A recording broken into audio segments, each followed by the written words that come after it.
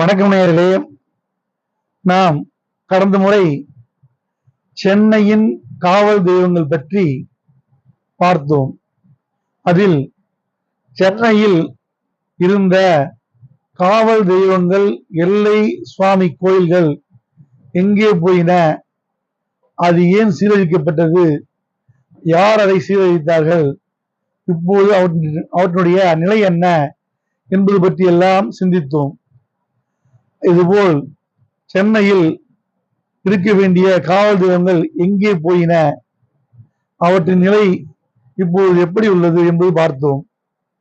அதேபோல் சென்னையின் காவல் தெய்வங்கள் பற்றி பேசும்போது சென்னையின் முக்கிய காவல் தெய்வமான முனீஸ்வரரை பற்றி பார்த்தோம்.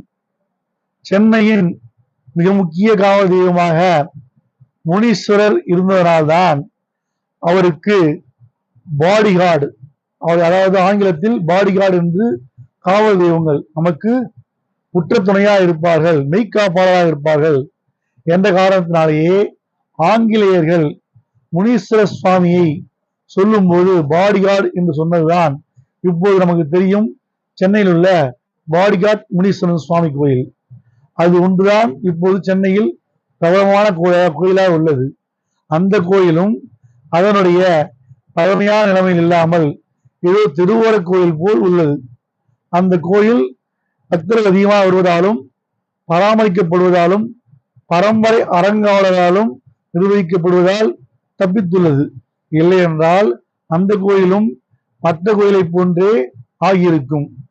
அதே போல் நாம் பார்த்தோம் என்றால் ஆங்கிலேயர்கள் அவர்கள் சென்னையில் கட்டிய கோட்டைக்கு செயின்ட் ஜார்ஜ் கோட்டை என்று வைத்துள்ளார்கள். செயின்ட் ஜார்ஜ் என்ற பெயர் ஆனது இங்கிலாந்து தலைநகரில் காவல் தெய்வமாக, அதாவது லண்டனின் காவல் தெய்வமான செயின்ட் ஜார்ஜ் என்ற அவருடைய பெயரில் அமைக்கப்பட்ட கோட்டையாகும்.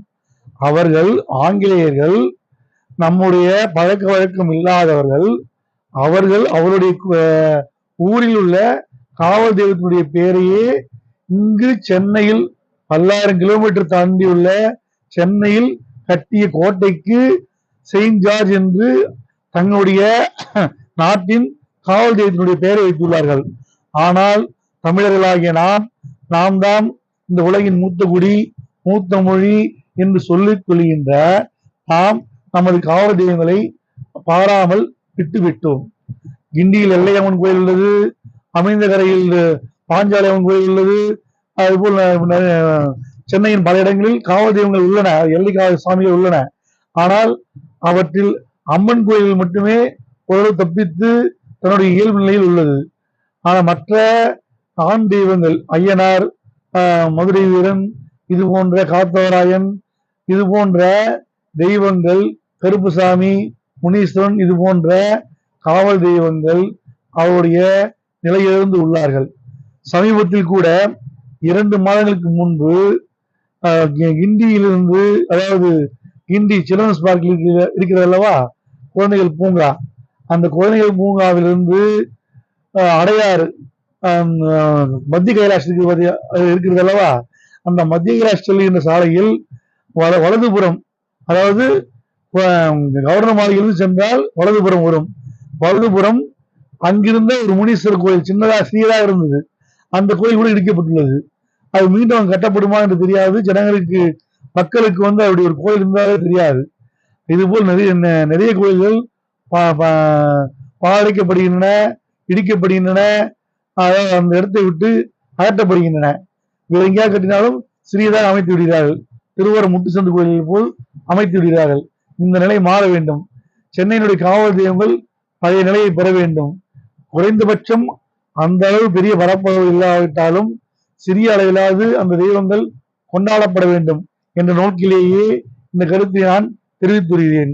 ஆங்கிலேயர்களை பற்றி சொல்லும் போது பரங்கிமலை, இப்போ சொல்லுகின்ற சென்ட் தாமஸ் மவுண்ட், அது கூட இயேசுனுடைய சீடர்களுடைய பெயரில் அவர் அமைத்துள்ளார்கள்.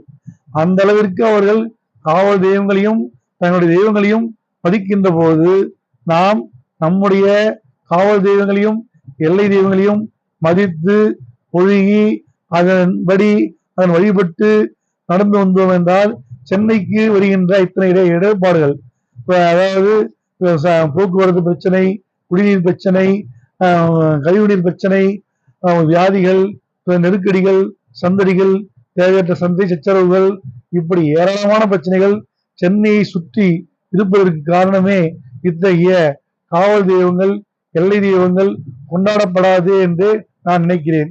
அதனால்தான் சென்னை அடிக்கடி வெள்ளத்தில் தத்தளித்து வருகிறது என்றும் நான் கருதுகிறேன். எனவே இனியேனும் தமிழ்க்கூறு நல்லுலகமானது நம்முடைய காவல் தெய்வங்களையும் எல்லை தெய்வங்களையும் போற்றி பாதுகாத்து வழிபட்டு வர வேண்டும் என்று கேட்டுக்கொண்டு நன்றி கூறி விடைபெறுகிறேன். வாழ்க செந்தமிழ், வாழ்க செந்தமிழர், வாழ்க இறைவனை திருநாடு. நன்றி, வணக்கம்.